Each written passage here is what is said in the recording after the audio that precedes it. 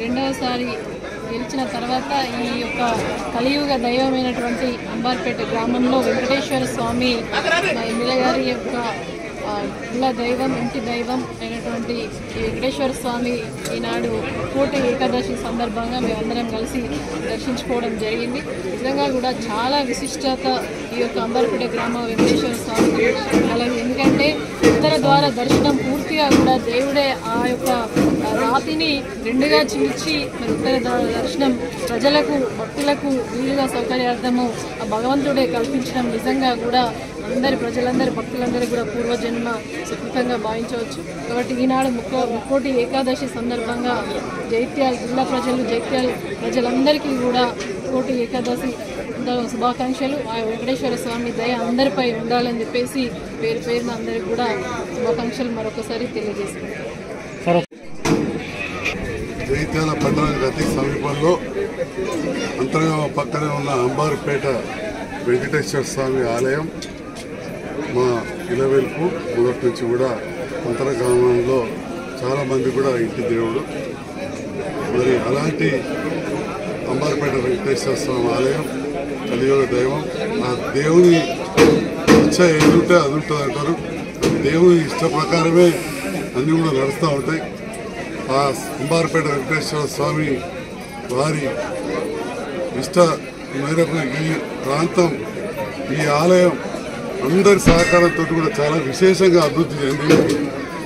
ఆ భగవంతుని నమ్మి జైత్యాల చుట్టుపక్కల ప్రాంతాలు ఎక్కడెక్కడి నుంచో సుదూర ప్రాంతాల నుంచి కూడా ప్రజలు రావడం ఈరోజు మరీ ముఖ్యంగా ముక్కోటి ఏకాదశి సందర్భంలో ఆ భగవంతుని దర్శించుకుంటా ఉన్నారు.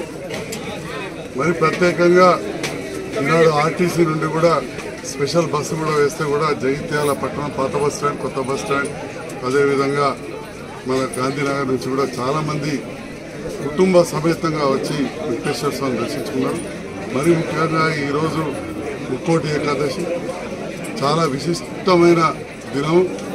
ఇంతటి విశిష్టమైన దినం రోజు ప్రజలు, అదేవిధంగా ఈరోజు నేను రావడం, మా గౌరవ జడ్పీ చైర్పర్సన్ వసంత గారు, తమ్ముడు సురేష్ గారు, ఇక్కడ ఆలయ కమిటీ చైర్మన్ మల్లేశం గారు, గ్రామ సర్పంచ్ తమ్ముడు గంగాధర్ గారు, నారాయణ గారు, గ్రామ పెద్దలు, మాజీ సర్పంచ్ మా పక్కన, అదేవిధంగా అంతర్గామ గ్రామ సర్పంచ్ గారు, పెద్దలు ఉప సర్పంచ్ శేఖర్ గారు, ఇంకా నాయకులు, మిగతా చాలామంది విశేషంగా ఇక్కడ వచ్చి దేవుని దర్శించుకుని ఇక్కడ సేవలో ఉన్నారు.